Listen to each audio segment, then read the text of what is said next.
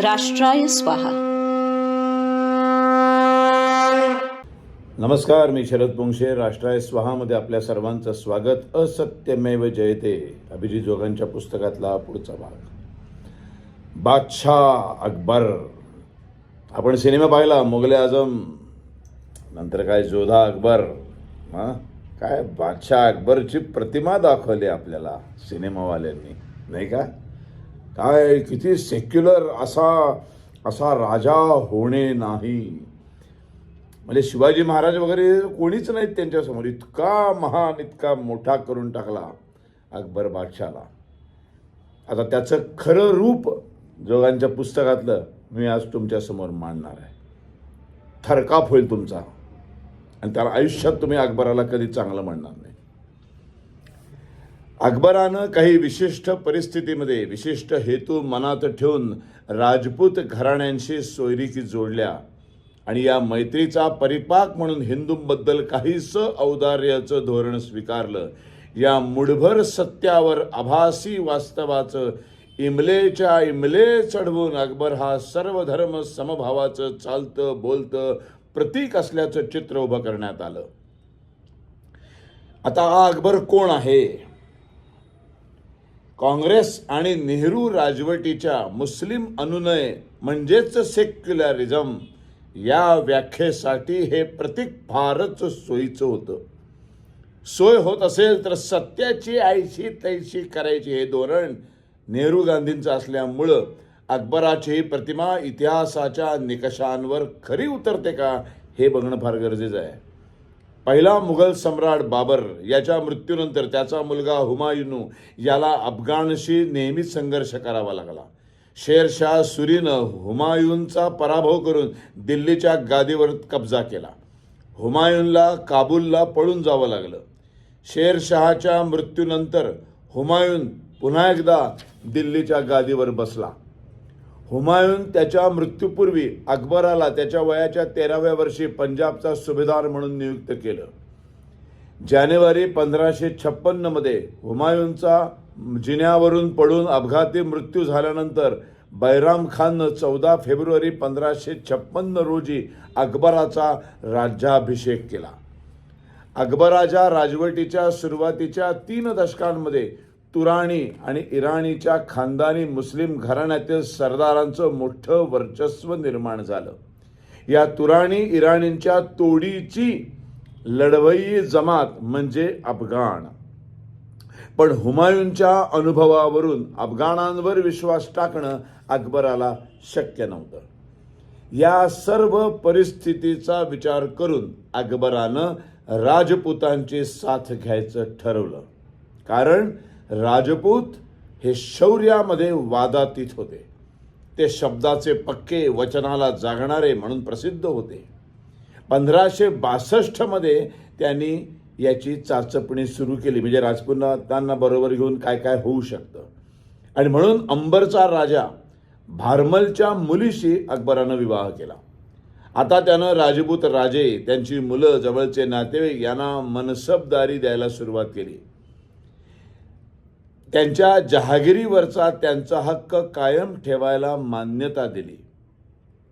अर्थातच या राजपूतांच्या राजा या पदवीला धक्का जरी लागत नसला, म्हणजे बरोबरचे ते राजे असले तरी न्यायव्यवस्थेमध्ये त्यांचा दर्जा हा सरदार आणि जमीनदार असाच होता.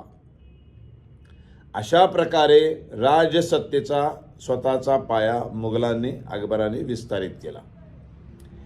कोणी एक गट उठून मुघल सत्तेला आता आव्हान देऊ शकेल अशी भीती राजपूतांच्या सहकार्यामुळे नष्ट झाली.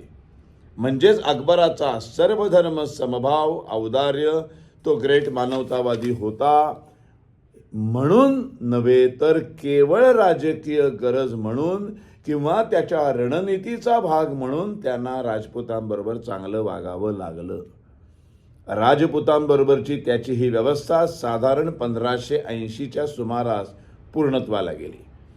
यामुळे त्याच्या कारकिर्दीचे 2 समान भाग पडतात. 1556 ते 1580 पहिली 25 वर्ष आणि राजपूतांशी समीकरण जुळल्यानंतर 1580 नंतरची 25 वर्ष.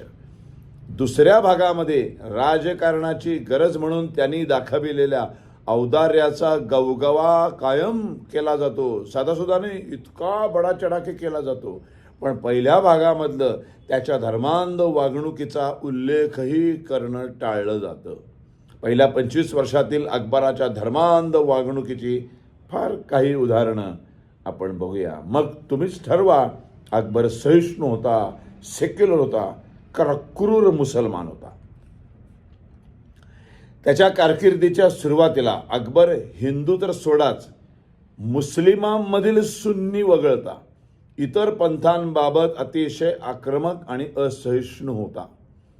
1567 मध्ये शेख नबीच्या सांगण्यावरून शिया पंथाचा मौलवी मीर मुस्तफा शरीफी नियाझी याची कबर खणून दुसरीकडे हलवण्याचा हुकूम दिला. कारण काय, तर ही कबर अमीर खुसरोच्या कबरी शेजारी होती. सुन्नी संताच्या कबरी शेजारी शिया मौलवीची कबर हे पाखंड अकबराला सहन झालं नाही.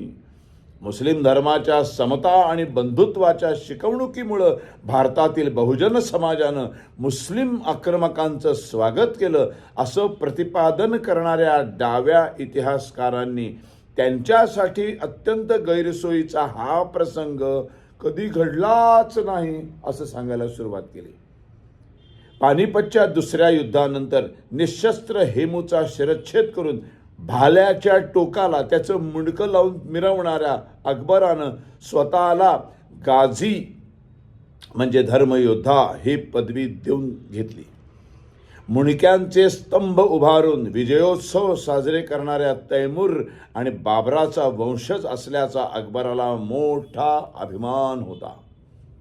मुघल इतिहासकार अबू फजल त्याच्या जबलपूर जवळच्या गडकटांग इथल्या 1560 मधल्या मोहिमेबद्दल मोठ्या अभिमानानं लिहितो की अकबरानं 8,000 राजपूत आणि 40,000 मजुरांची कत्तल केली.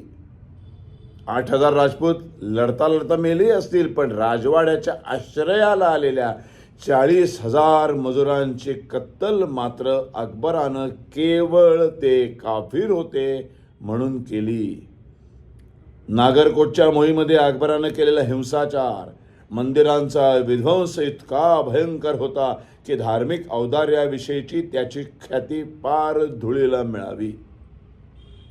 History of India as a told by its historians या ग्रंथामध्ये नोंदवलेल्या निजामुद्दीन या प्रत्यक्षदर्शी इतिहासकारानं केलेल्या वर्णनानुसार राजपुतांनी शेवटपर्यंत निकरानं लढा दिला, पण शेवटी त्यांचे तुकडे करण्यात आले.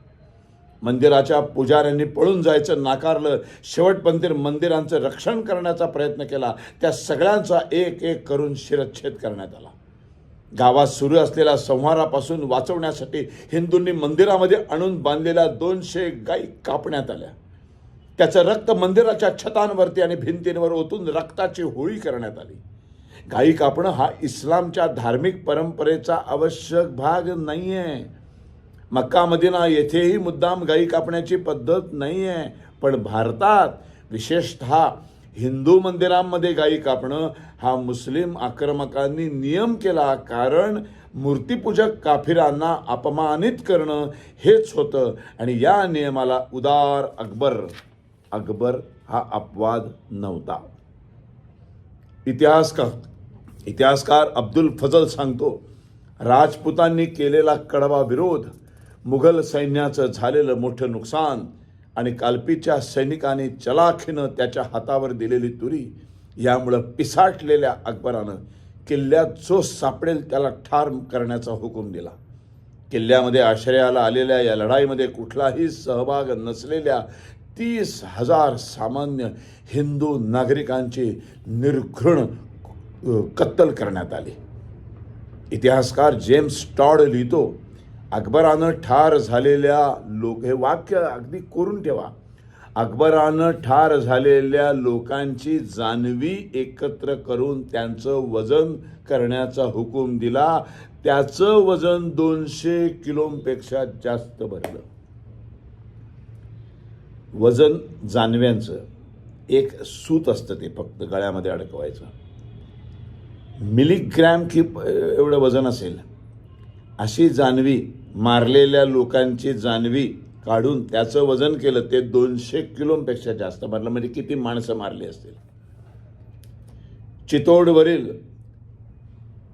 विजयानंतर अकबरानं फतनामा ई चितोड जाहीर केला, ज्यात त्यानं त्याचा चितोडवरील विजय हा इस्लामच्या मूर्तिपूजकांवरील विजय असल्याचं जाहीर केलं. अल्लाहकडे प्रार्थना केली की मूर्तिपूजकांचा संपूर्ण संहार होऊन अनेकेश्वरवादाचा अंधकार दूर व्हावा. हे वाचल्यानंतर अकबराचा सर्व धर्म समभाव वा धार्मिक औदार्याशी कुठलाही संबंध नाही हे ढळढळीत सत्य उघड होतं. 1576 साली झालेले हल्दीघाटचं युद्ध अनिर्णित अवस्थेत संपलं. त्यानंतर 1581 पर्यंत अकबरानं दरवर्षी महाराणा प्रताप विरुद्ध मोहिमा आखल्या, पण तो त्याचा पराभव करू शकला नाही. 1582 मध्ये झालेल्या देवरच्या युद्धात विजयादशमीच्या दिवशी महाराणा प्रताप त्यांचा पुत्र अमरसिंग यांच्या फौजेनं अकबराचा काका सुलतान खान याच्या अधिपत्याखालील 1,00,000 फौजेचा दारुण पराभव केला. 36,000 मुघल सैनिकांनी राणा प्रतापासमोर शरणागती पत्करली. या युद्धाचा उल्लेख आपल्या इतिहासामध्ये डाव्यांनी कधीही केला नाही. या उलट 1576च्या हल्दीघाटी युद्धातच राणा प्रतापची हार झाली आणि नंतर तो रानावनामध्ये भटकत राहिला, असा धादांत खोटा आणि चुकीचा इतिहास आपल्याला शिकवला गेला. या सगळ्या वर्णनांवरून हे स्पष्ट होतं की इतर आक्रमकांप्रमाणे अकबर सुद्धा धर्मांधपणा, कत्तली, स्त्रियांचं अपहरण, विटंबना या बाबतीमध्ये कुठेही कमी नव्हता. इतिहासामधलं असंच अजून एक उदाहरण म्हणजे टिपू सुलतान. टिपू सुलतान 1790 मध्ये लिहिलेल्या पत्रात सय्यद अब्दुलदुलाई त्याचा सेनापती, त्याला त्याने एक पत्र लिहिलं. त्याच्यामध्ये टिपू सुलतान म्हणतो, मी हे का सांगतोय अकबर, टिपू सुलतान. अरे टिपू सुलतानच्या आपल्या भारतात कर्नाटकामध्ये काँग्रेसचं सरकार आहे, तिथे जयंती साजरी करतात, मिरवणूक निघते, त्या मिरवणुकीमध्ये हिंदू मूर्ख त्याच्या निवडणुकीमध्ये भाग घेतात. तो टिपू सुलतान म्हणतो त्याच्या सेनापतीला लिहिलेल्या पत्रामध्ये सय्यद अब्दुलदुलाईला, प्रेषित मोहम्मदाच्या आणि अल्लाच्या कृपेनं कालिकतमधल्या सगळ्या हिंदूंना मी इस्लाम स्वीकारायला लावला. कोचीन प्रांताच्या सीमेवरचे काही हिंदू अजून शिल्लक आहेत, त्यांनाही लवकरच धर्मांतर करायला भाग पाडण्याचा माझा निर्धार आहे. ते ध्येय साध्य करण्यासाठी हा जिहाद आहे असं मी मानतो.